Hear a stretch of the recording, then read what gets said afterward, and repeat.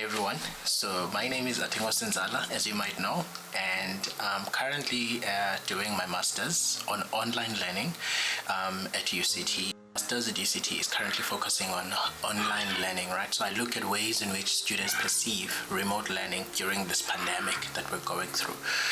So this is not a publicity stunt, to get that out of the way. I just happen to be a person who desires to share meaningful information, and I happen to have a camera, I happen to have data, or rather Wi-Fi, and I happen to have a brain, and I believe that if at least we have some of those things, we can be able to share meaningful knowledge. So I thought to myself, I'm learning about online learning design, I'm constantly researching on it, and I thought about what are the ways in which I can help students understand the most important things that they can have as part of their arsenal and weapon, right?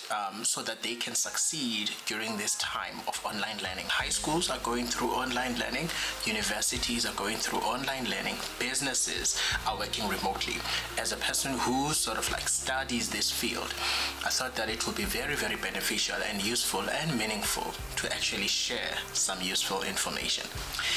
Now, what I'm going to share about is not only just something that I just studied theoretically, but I've done a few courses online myself. And I understand how difficult the process can be. I also understand how awesome that actually feel and also look like in your CV when you've done it. But this time around, it's not for the CV. This time around is for your actual education. And remember, particularly for UCT students, there are going to be no exams based on these online courses. So you have an option. You could just go through it and just breeze through it without caring. Or you could take this as any other learning opportunity. So how do you use this opportunity to the maximum? We're living in a changing world.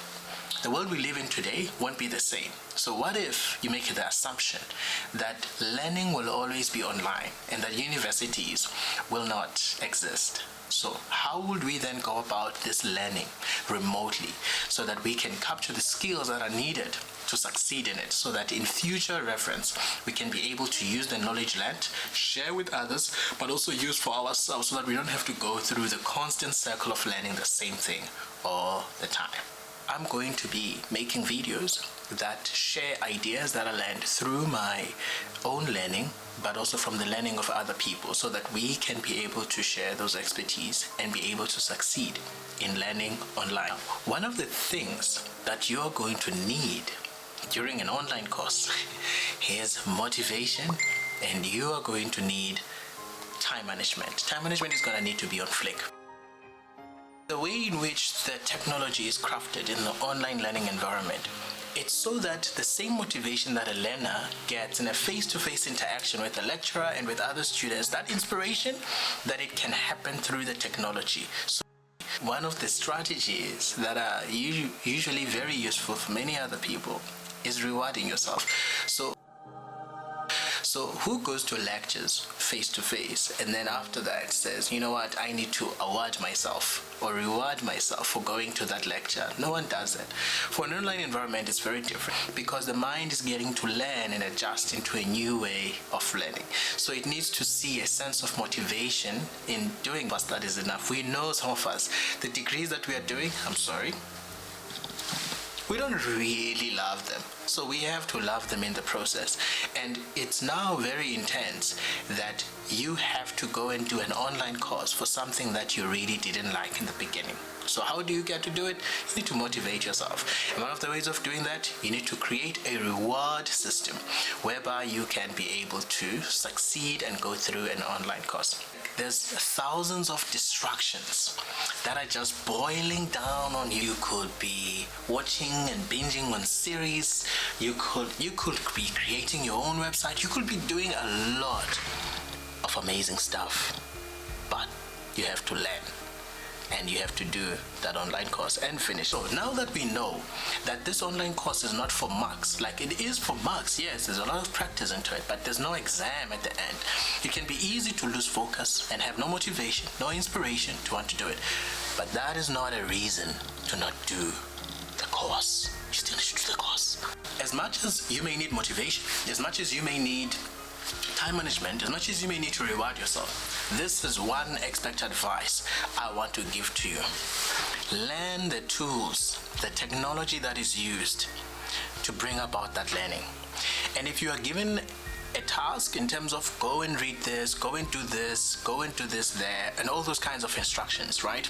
That are going to say, go to Vula, open this thing here, learn the system, but take the initiative to learn the technology and how the online learning environment works. Fourth year students need to graduate this year. So remember that this learning that you're going to learn is going to help connect with the other learning that you are going to be learning in the next semester so that you can graduate.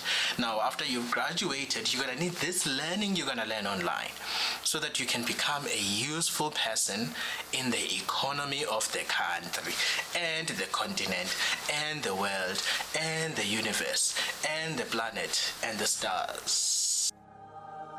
Remember that learning is acquiring knowledge and useful expertise so that you can have those skill sets and use them later in life. Right? So you would want to make sure that you are best prepared for the workplace as well as for transferring the knowledge to other people if that knowledge is required from you one day. But another one that is very, very important is that you need, now listen to this, you need to create a sensible schedule for yourself. Sensible is the key word. In the process, you are going to need others to succeed. So they're going to create forums for you guys to connect, share knowledge, use those forums. But most importantly, make sure that you have a sensible schedule that you can follow each and every day with small tasks to do. I need to watch a 30-minute video. I need to finish that tutorial. That spans over about a week to 2 weeks of the learning. So you go and see, what are we going to learn entirely in a week? What do I need to do? What about next week? What do I need to do?